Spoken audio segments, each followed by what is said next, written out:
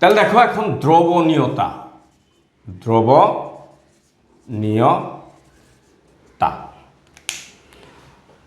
দ্রবণীয়তা যদি বলতে যাই, দ্রবণীয়তা একটা দক্ষতা, ক্ষমতা। ক্লিয়ার? ক্ষমতা বললে একটা মেজারমেন্ট লাগবে, পরিমাপ লাগবে।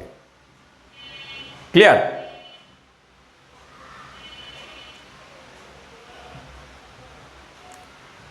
পরিমাপটা কি? কোনো তাপমাত্রায়, এখানে তাপমাত্রাটা হবে কোনো তাপমাত্রায়, এটাও কিন্তু নির্দিষ্ট করতে হবে। কোনো তাপমাত্রায় 100 গ্রাম দ্রাবক, ওকে, 100 গ্রাম দ্রাবক সর্বোচ্চ যে পরিমাণ দ্রবীভূত করে সম্পৃক্ত দ্রবণ তৈরি করতে পারে তাকেই বলে কি? ওই তাপমাত্রায় ওই দ্রাবকের, ওই দ্রবের দ্রবণীয়তা। বুঝতে পারছো? বুঝাইতে পারছি? তার মানে এখানে তাপমাত্রা, যে কোনো তাপমাত্রায়, ধরো লবণের ক্ষেত্রে 25 ডিগ্রি সেলসিয়াস তাপমাত্রায় আমি যদি লবণকে 25 ডিগ্রি সেলসিয়াস তাপমাত্রার মধ্যে কি করি, 100 গ্রাম পানিতে আমি লবণ গুলতে থাকি, তাহলে 36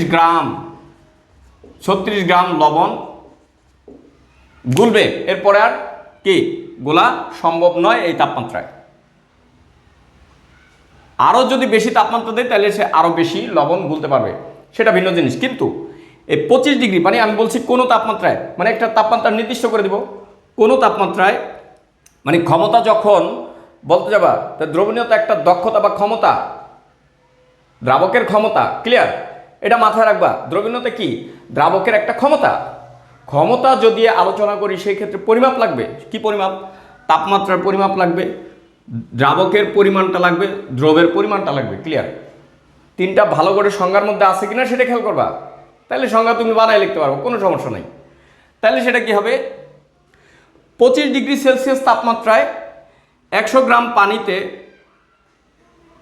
মানে সর্বোচ্চ 36 গ্রাম লবণ সম্পূর্ণভাবে দ্রবীভূত হতে পারে।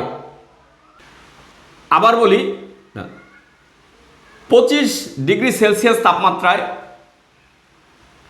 লবণের দ্রবণীয়তা হচ্ছে 36। এটার অর্থ হচ্ছে এটা। ক্লিয়ার? এটা মাথায় রাখবা।